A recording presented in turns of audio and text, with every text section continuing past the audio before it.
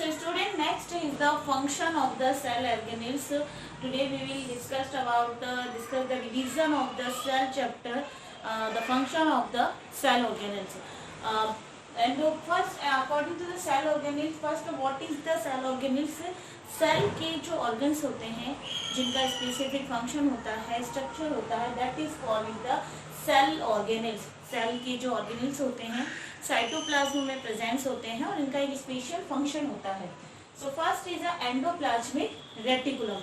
What is the name of the first cell organelles? First cell organelles is a endoplasmic reticulum. This is the first cell organism.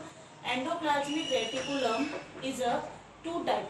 Endoplasmic reticulum is a two type. First RER and next SER. First is a RER and second is SER. What is the RER? The meaning, the full form of the RER is rough endoplasmic reticulum. Rough endoplasmic reticulum. RER, that means rough endoplasmic reticulum. SER, smooth endoplasmic reticulum. Smooth SER means smooth endoplasmic reticulum and RER means rough endoplasmic reticulum. RER, the function of the RER is a site of protein synthesis. Rough endoplasmic reticulums का function होता है protein synthesis करना. RER का function है protein synthesis and SER help in fats and lipid manufacture. जो SER होता है वो हेल्प करता है फैट्स और लिपिड के मैन्युफैक्चर्स के अंदर, राइट. एंड SER जो होता है स्मूथ एंडोप्लाज्मिक रेटिकुलम, एक क्रूशियल रोल करता है to detoxify poisons and drugs को. एक क्रूशियल रोल करता है ये डिटॉक्सिफाई पॉइजन एंड ड्रग्स का इम्पोर्टेंट रोल प्ले करता है. स्मूथ एंडोप्लाज्मिक रेटिकुलम एक क्रूशियल रोल प्ले करता है, डिटॉक्सिफाई करता है पॉइजन्स एंड ड्रग्स को, right. Next is a Golgi apparatus. First cell organelles था endoplasmic reticulum. Second is a Golgi apparatus. Golgi apparatus को कैमिलियो गोल्जी ने डिस्कवर्ड किया था. It is discovered by the Camillo Golgi and the function is the storage, modification and packing product in vesicles. The function of the Golgi apparatus storage का काम करता है and modification का काम करता है, packing का काम करता है products का and vesicles में, और ये formation करता है lysosome का. तो it's a very important role of the Golgi apparatus. It is formation, it forms the lysosome. So here again I discuss first two cell organelles. First is the endoplasmic reticulum. Second is the Golgi apparatus. Endoplasmic reticulum is a two type, RER and SER. Protein synthesis करता है, help करता है SER, help करता है in fats and lipid manufacture, fats and lipid manufactures में. And SER smooth endoplasmic reticulum play करता है एक important role in detoxify poison and drugs में. डिटॉक्सिफाई यानी कि उसको पॉइजन फ्री करता है, डिटॉक्सिफाई करता है पॉइजन से और ड्रग से वो फ्री करता है, राइट. ये SER सेल्स को. Next is Golgi apparatus. Camillo Golgi ने किया था. Function storage, modification and packing का फंक्शन है एंड ये फॉर्मेशन करता है लाइसोसोम का. It's an important function of Golgi apparatus. It is the formation. It help to formation the lysosome. Lysosome का formation करता है.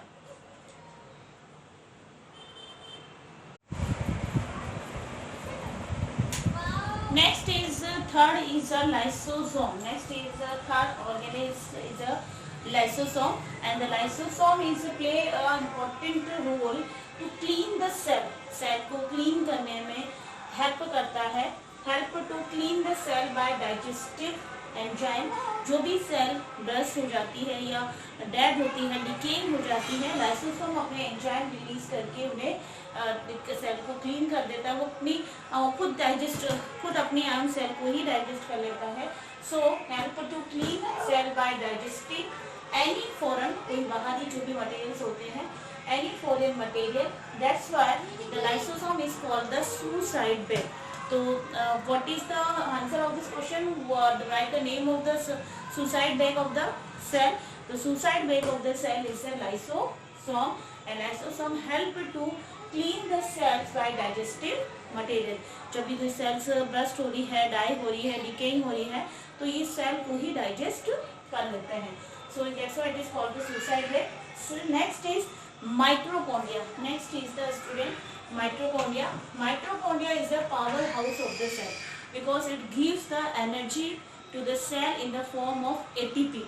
It gives energy to the cell in the form of ATP.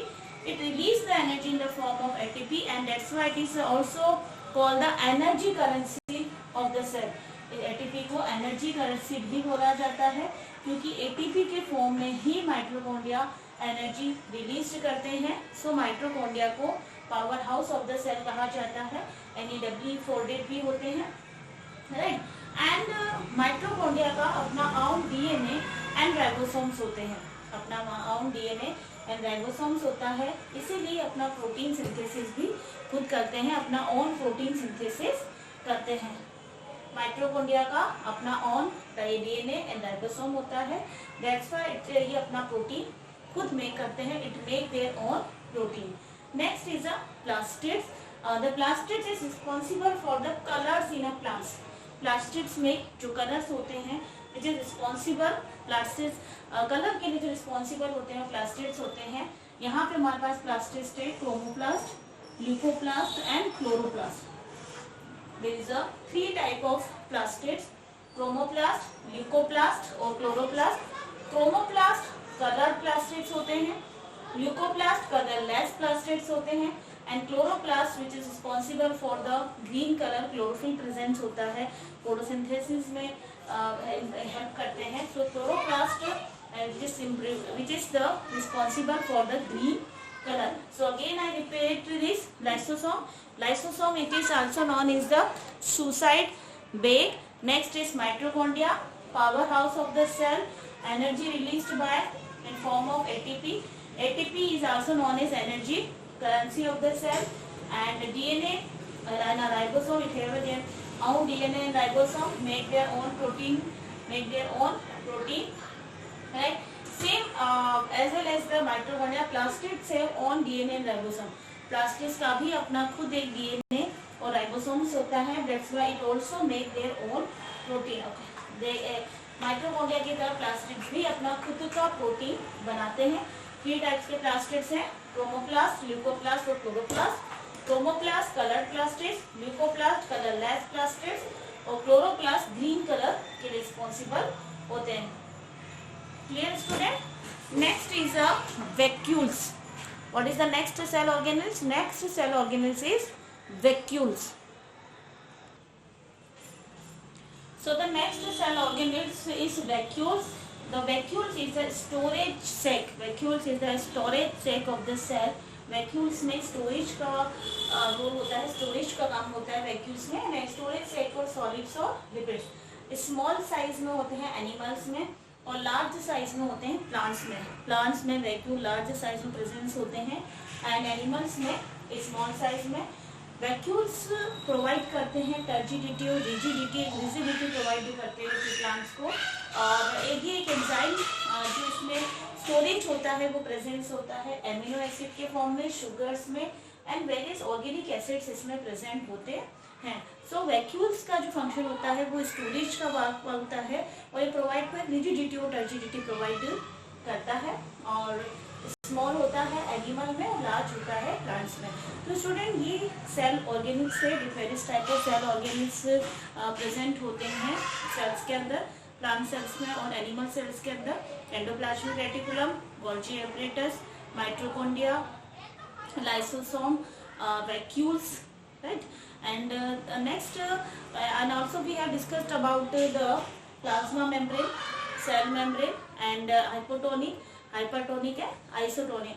तो ये complete होता है हमारा cell chapter. तो आप सेल चैप्टर को अच्छे से पढ़े, बीच के एक्सरसाइज क्वेश्चन लर्न करें, मिड इंडेक्स क्वेश्चन लर्न करें, सभी क्वेश्चन को अच्छे से रीड करें. सो आप अच्छे से समझ पाएंगे।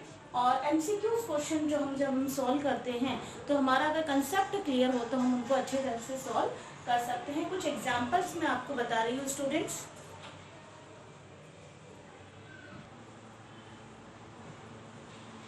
Next student, two examples here. First example is lipid molecule in the cell are synthesized by.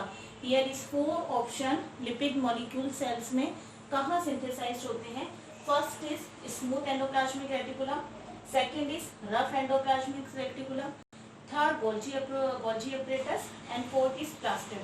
तो चारों ही ऑप्शन में से जो करेक्ट ऑप्शन है कि लिपिड्स कहाँ सिंथेसाइज होते हैं, तो correct option is a smooth endoplasmic reticulum. Rough पे राइबोसोम सिंथेसिस होते हैं, गोल्गी apparatus लाइसोसोम का सिंथेसिस करता है, प्लास्टिड्स कलर के लिए रिस्पॉन्सिबल होते हैं। तो what is the correct answer? The correct answer is smooth endoplasmic reticulum. Next is cell arises from pre existing cell are stated by. किसने कहा था कि सेल जो होती हैं वो एक प्री एग्जिस्टिंग सेल से ही अराइज होती हैं? श्लीडर ने कहा, हुक ने कहा, विर्चो ने कहा, या सभी ने कहा? So what is the correct answer? Schleiden ने सेल थ्योरी दी थी, हुक ने सेल को डिस्कवर किया था, विर्चो ने ये कहा था कि सेल जो है वो अराइज होती हैं by pre existing cell. So the correct answer is Virchow. All of this हो नहीं सकता। So what is the correct answer? B, Virchow is the correct answer. So student, I hope you all are understood कि किस तरह से आपको question solve करने। जब आप लेसन अच्छे से याद करेंगे, कंसेप्ट आपको क्लियर होगा, तो आप किसी भी टाइप के क्वेश्चन का इजीली आंसर दे पाएंगे। Okay student, thank you so much everyone.